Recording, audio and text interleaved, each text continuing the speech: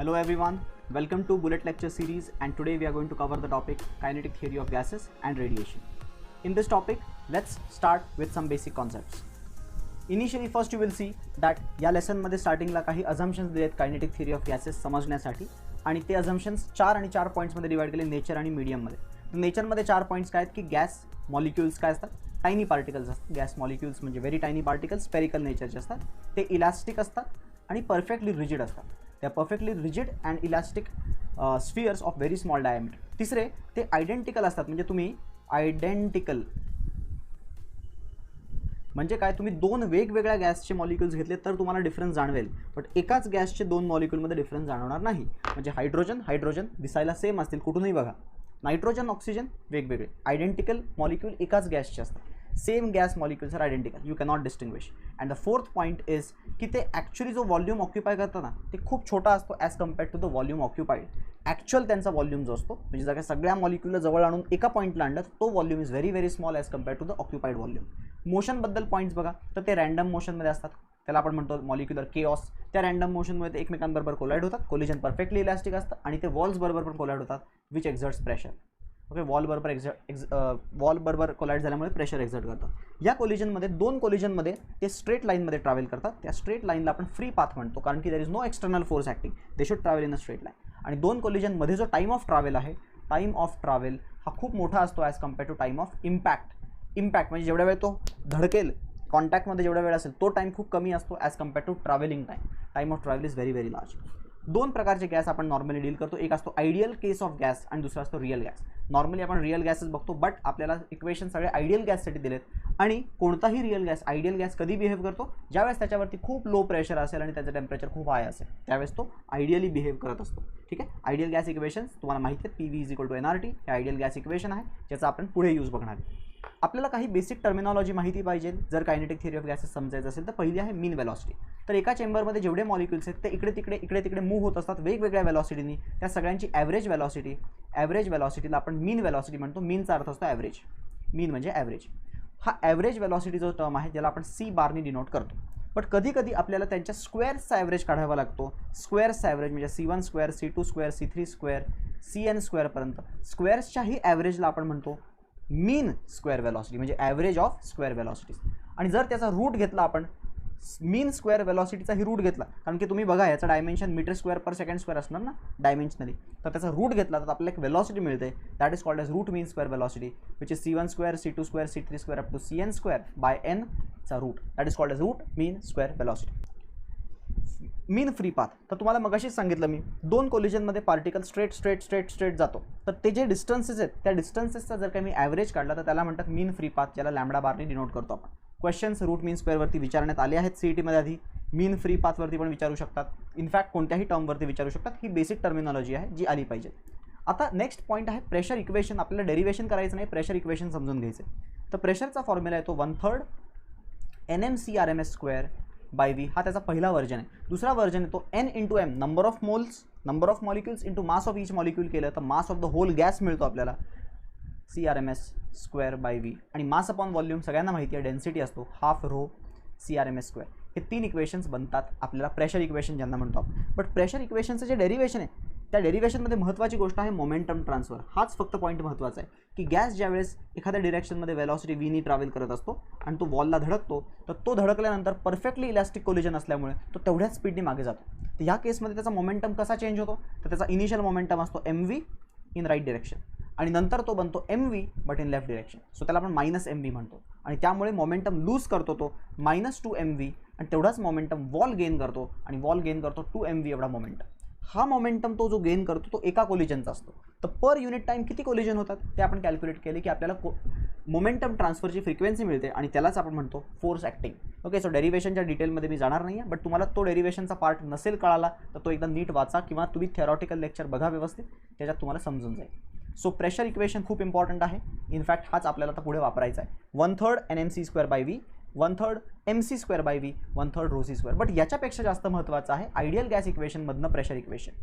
So आता तुम्हाला 4 equation मिळालेत प्रेशरचे. nRT बाय V हा सगळ्यात पहिलं इक्वेशन जे आपल्याला आधीपासून माहिती होतं आणि हे 3 इक्वेशन ह्या लेसनमध्ये आपण डिराईव्ह केलेत. पुढे जर काय आपण गेलो तर बॉइल्स लॉ आपण कायनेटिक थिअरी ऑफ गॅसेसवरनं प्रूव्ह करतो. बॉइल्स लॉ कसं प्रूव्ह करतो आपण, तर P is inversely proportional to V prove करण्यासाठी आपण प्रेशर इक्वेशन वापरतो. 1/3 mcRMS² बाय व्ही आणि आपण जस्ट हाफ ॲडजस्ट करतो. तसं केल्याने हा टर्म बनतो कायनेटिक एनर्जी.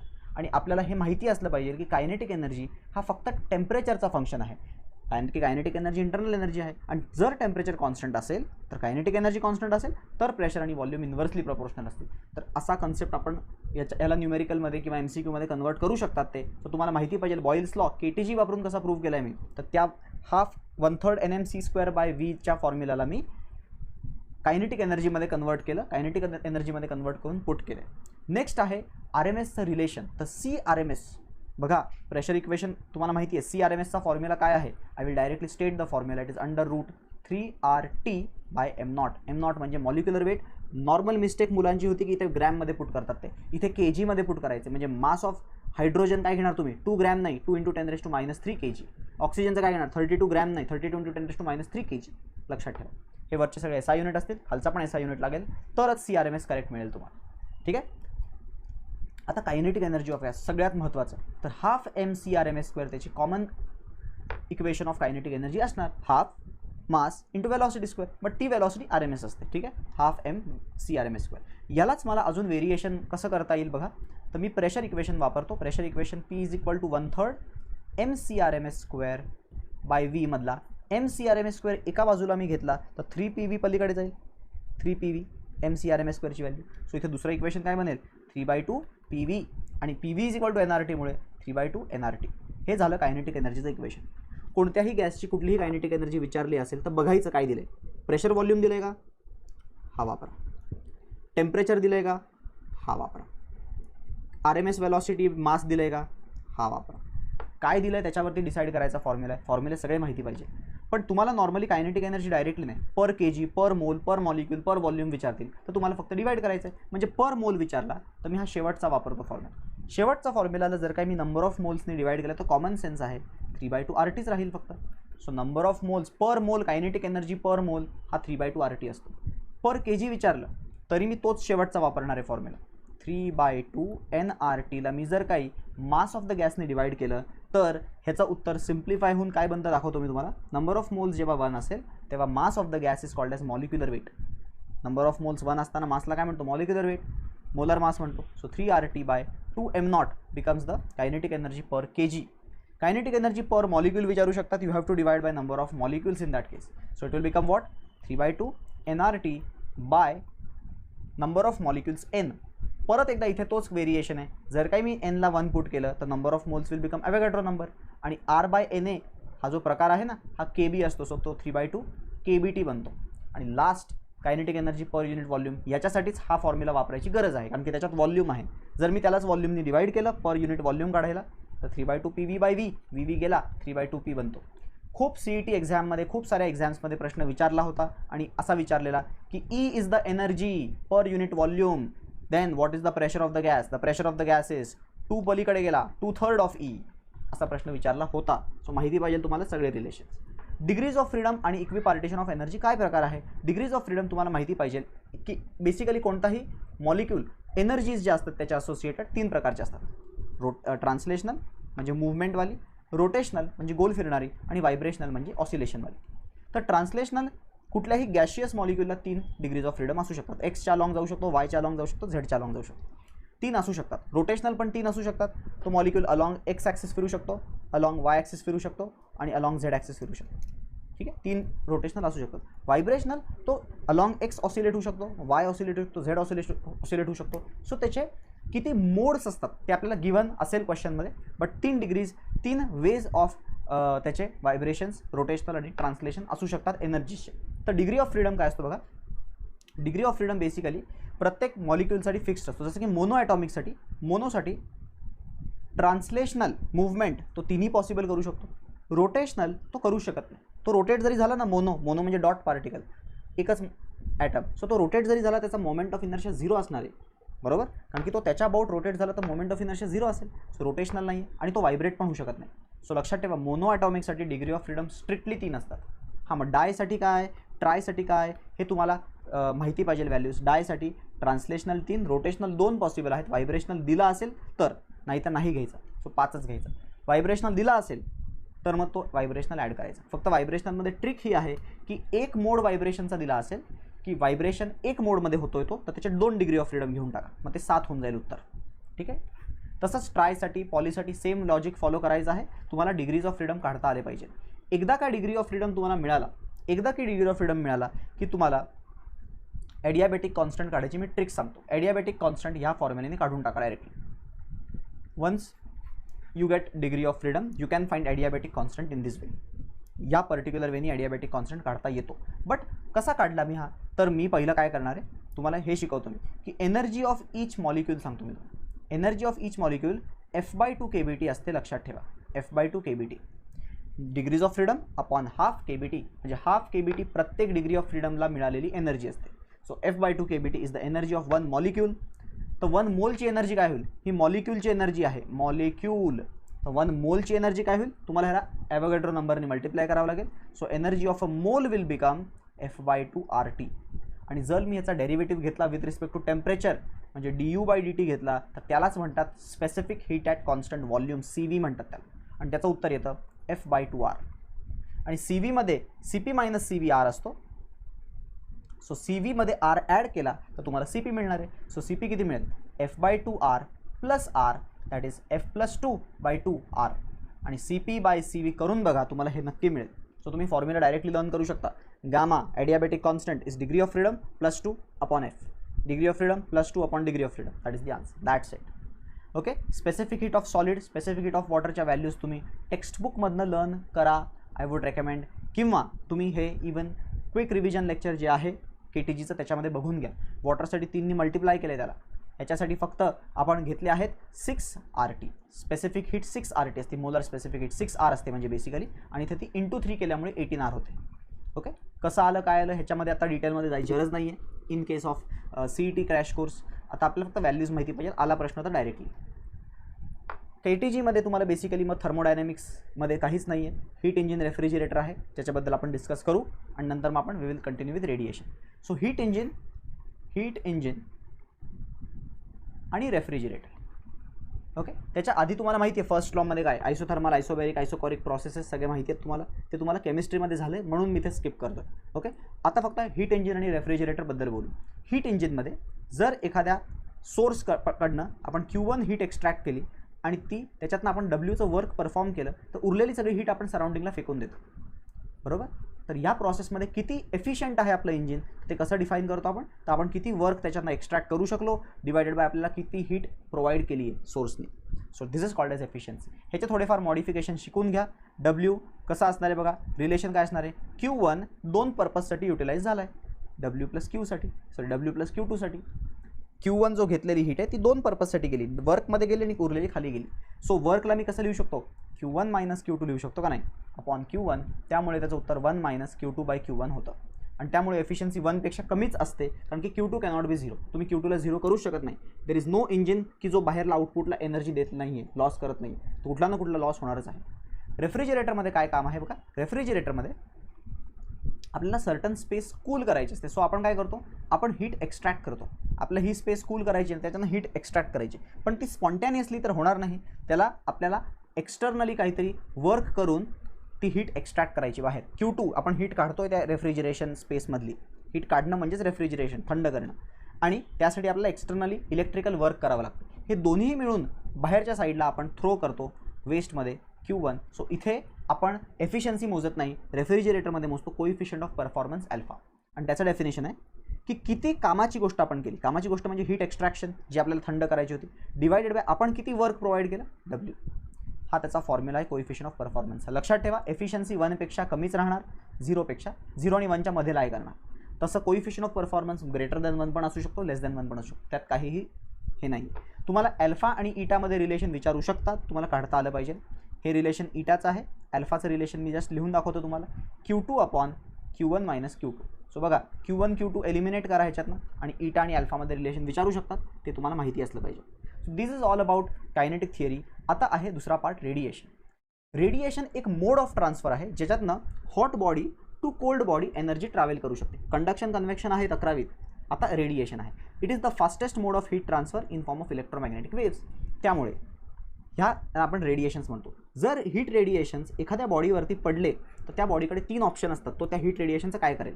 एक तर थोडासा पोर्शन, समजा 100 जूल पडले तर तो थोडासा पोर्शन ॲब्झॉर्ब करेल. से ॲब्झॉर्ब त्यांनी 20 जूल करून टाकलं.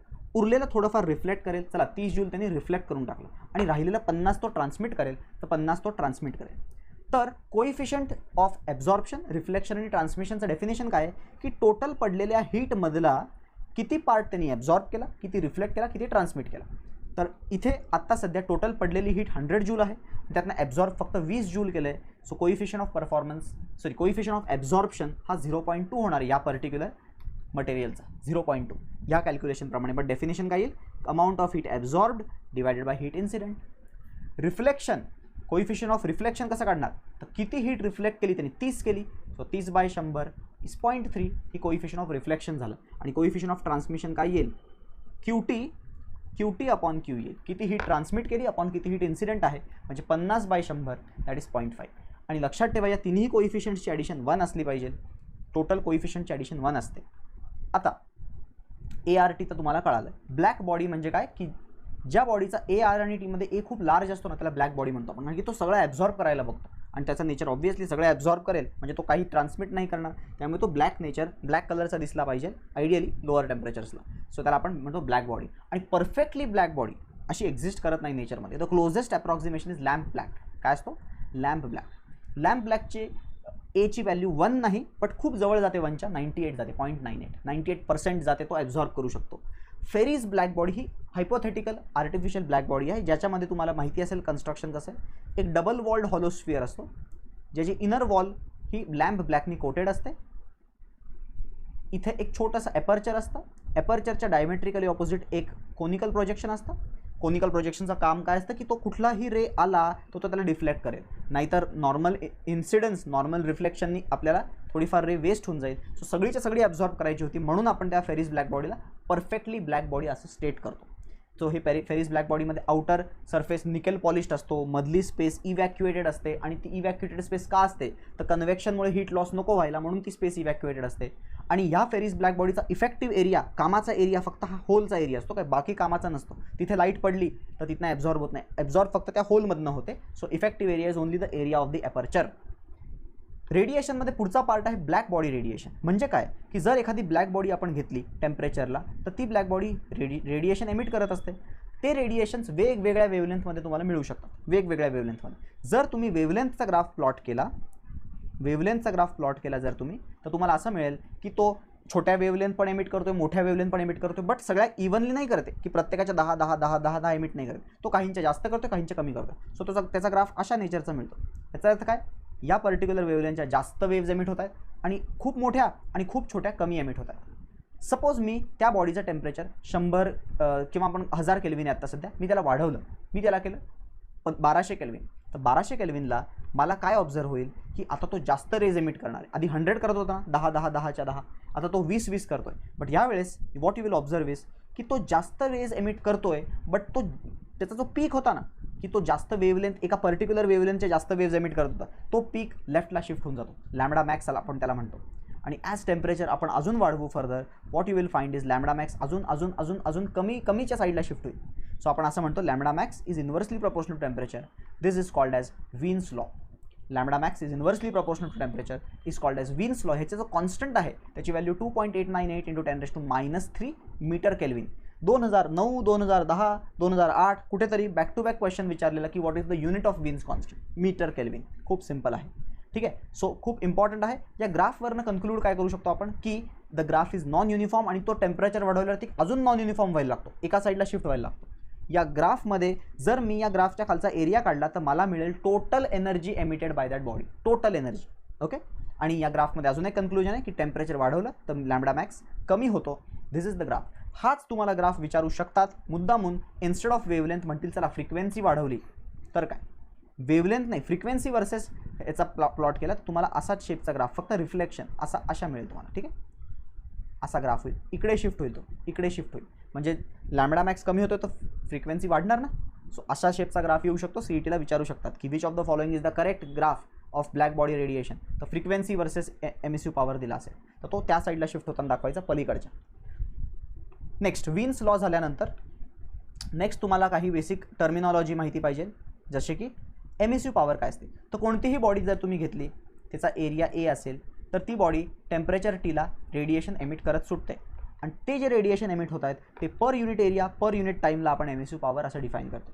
हा जो एमिसिव्ह पॉवर आहे तो काय असतो, amount of heat radiated per unit area per unit time. Unit काय येणार आहे, joule per metre square second or watt per metre square. This will be the unit of emissive power. ही जी emissive power बॉडीची आहे ना, E emissive power of the body, ती emissive power त्याच्या नेचरवर डिपेंड करते. म्हणजे तो ब्लॅक असेल तर त्याची एमिसिव्ह पॉवर जास्त असेल, तो ऑर्डिनरी असेल तर त्याची एमिसिव्ह पॉवर कमी असेल. आणि त्याच रेशोला एमिसिव्ह पॉवरच्या रेशोला emissive power of the ordinary body to emissive power of black body याला कोइफिशियंट ऑफ एमिशन असं म्हणतो आपण. कोइफिशियंट ऑफ एमिशन म्हणतो आपण. आणि किर्चॉफ्स लॉ प्रमाणे हाच कोइफिशियंट ऑफ एमिशन त्या कोइफिशियंट ऑफ ॲब्झॉर्प्शन आधी जो होता ना त्याला इक्वल असतो. त्यामुळे बरेच क्वेश्चन ह्याच्यावरती विचारतात की good absorber is a good emitter, हा ह्याचा कन्सेप्ट आहे. Good absorber is a good emitter.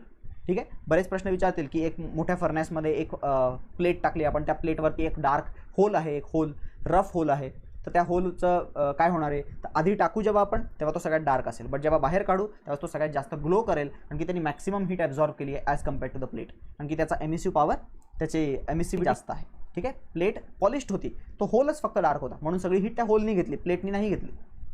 Stephen's law, आपल्याला स्टीफन्स लॉ काय सांगतो की जर आपल्याकडे एक ब्लॅक बॉडी असेल ॲट टेम्परेचर टी, तर ही ब्लॅक बॉडी रेज एमिट करणार आहे. अरे पण तो किती रेज एमिट करणार आहे, किती रेडिएशन एमिट करणार आहे ते सांगतं स्टीफन्स लॉ. आणि स्टीफन्स लॉ सांगतो की emissive power of black body हा त्याच्या ॲब्सोल्यूट टेम्परेचर म्हणजे केल्विनवाल्या टेम्परेचरच्या 4th पॉवरवर डिपेंड करतो. म्हणजे तुम्ही टेम्परेचर करा डबल तो डायरेक्टली 16 पट होईल, टेम्परेचर करा ट्रिपल तो डायरेक्टली 81 टाइम्स होईल, directly proportional to 4th power. मग हा फक्त law emissive power of black बॉडीसाठीच व्हॅलिड आहे का, ब्लॅक बॉडीसाठी नो. हा इव्हन ऑर्डिनरी बॉडीला आपण मी व्हॅलिड करू शकतो जस्ट ईच्या फॅक्टरने मल्टिप्लाय करून. याचा जो कॉन्स्टंट आहे emissive power proportional to temperature raise to 4चा त्याला आपण स्टीफन्स कॉन्स्टंट म्हणतो. याची व्हॅल्यू खूप इझी आहे लक्षात ठेवायला, 567 × 10⁻⁸ 5 6 7 8. त्याचं युनिट काय बनेल, तर एमिसिव्ह पॉवरचं unit watt per metre square आणि केल्विन रेज टू 4 खाली जाईल, केल्विन रेज टू 4 खाली आला. This becomes the unit of Stefan's constant. But जर मला हाच लॉ ऑर्डिनरी बॉडीला वापरायचा असेल, मी सगळं इरेज करतो. फॉर ऑर्डिनरी बॉडी हा लॉ कसा दिसेल बघा, ब्लॅक बॉडीसाठी हा लॉ असा दिसतो काय, EB = sigma T raise to 4. But ordinary बॉडीसाठी तो बनतो E sigma T raise to 4. त्या ईनी मल्टिप्लाय करावं लागतं. ब्लॅक बॉडीसाठी हा E1 असतो ना, नॉर्मल बॉडीसाठी तो 0.8 0.7 0.3 0.4 काही पण असू शकतो. सो तो फॉर्म्युला आपल्याला असा मॉडिफाईड मिळतो. स्टीफन्स लॉ इथेच संपत नाही. स्टीफन्स लॉमध्ये तुम्हाला कधी कधी हे पण विचारू शकतात की किती नेट लॉस ऑफ हीट आहे. ठीक आहे. बघा तुम्हाला पहिलं तर एमिसिव्ह पॉवर कळाला. आता एमिसिव्ह पॉवरचं डेफिनेशन आहे amount of heat emitted per unit area per unit time. हा फॉर्म्युला झाला E sigma T raise to 4. तुम्हाला प्रश्नात विचारलं फक्त rate of radiation, rate of heat emitted, तर Q/T विचारलं तर एरिया मल्टिप्लाय करा. Q/T काय बनेल, EA sigma T raise to 4. T raise to 4. कधी प्रश्नामध्ये विचारतील टोटल हीट एमिटेड इन 5 मिनटं, करा मल्टिप्लाय टाईम पण आता. सो टोटल हीट विचारली तर ETA sigma T raise to 4. नुसतं पलीकडे मल्टिप्लाय करत सुटायचं उरलेल्या सगळ्या गोष्टी. This is how you can find amount of heat radiated, rate of radiation, emissive power, पाहिजे ते यू कॅन फाइंड. याच्यामध्ये कधी कधी rate of loss of heat हा वर्ड वापरला असतो. Rate of loss of heat, लॉसमध्ये नुसतं एमिट करणारं कन्सिडर नाही, तो ॲब्झॉर्ब पण करेल ना सराउंडिंगमुळे, ते पण कन्सिडर करावं लागतं. आणि ते कॅल्क्युलेट कसं करायचं, तर त्यावेळेस सराउंडिंगचं टेम्परेचर क्वेश्चनमध्ये दिलेलं असेल, सराउंडिंगचं टेम्परेचर दिलेलं असेल, हा फॉर्म्युला वापरून you can solve it. So Q/T is A sigma T raise to 4 - T0 raise to 4. जर ऑर्डिनरी असेल तर छोटा ई पण येऊन जाईल ऑर्डिनरी असेल तर. आणि total amount of heat lost, तर टी पण मल्टिप्लाय करायचा तो टाईमवाला, तर तुम्हाला total amount of heat lost पण कॅल्क्युलेट करता येईल. So this is all about Stefan's law. And the last one is Newton's law of cooling. Very simple. Newton's law of कूलिंगमध्ये तुम्हाला माहिती पाहिजे the rate of fall of temperature is directly proportional to the excess temperature over surrounding. आणि या लॉप्रमाणे तुम्ही बघितलं असेल graph असा येतो, जसं टेम्परेचर ह्याच्याजवळ येतं, रूम टेम्परेचर जवळ येतं, तसा त्याचा रेट ऑफ कूलिंग कमी कमी होत जातो, कारण की rate of cooling is dependent on excess temperature over surrounding. हे डिफरन्शियल इक्वेशनच्या मेथडनी सॉल्व करायचं नाही आहे, हे डायरेक्टली सॉल्व करायचं आहे ॲव्हरेज टेम्परेचर मेथडनी. ओके. याचे न्यूमेरिकल्स तुम्ही प्रॅक्टिस करा, याच्यावरती जास्त काही विचारू शकत नाही, न्यूमेरिकल्स विचारतील. न्यूटन्स लॉ ऑफ कूलिंगमध्ये एक विचारू शकतात की न्यूटन्स लॉ ऑफ कूलिंगमध्ये नक्की कूलिंग कोणामुळे होते, रेडिएशनमुळे होते, कंडक्शनमुळे होते का कन्व्हेक्शनमुळे होते, तर तिन्हीमुळे होते. कूलिंग होते ते आपण ते स्टर करतो ना, तर त्याच्यामुळे कंडक्शन, कन्व्हेक्शन, रेडिएशन सगळेच होऊ शकतात. सो त्याच्यामध्ये असं काही नाही आहे. So it is just law of cooling.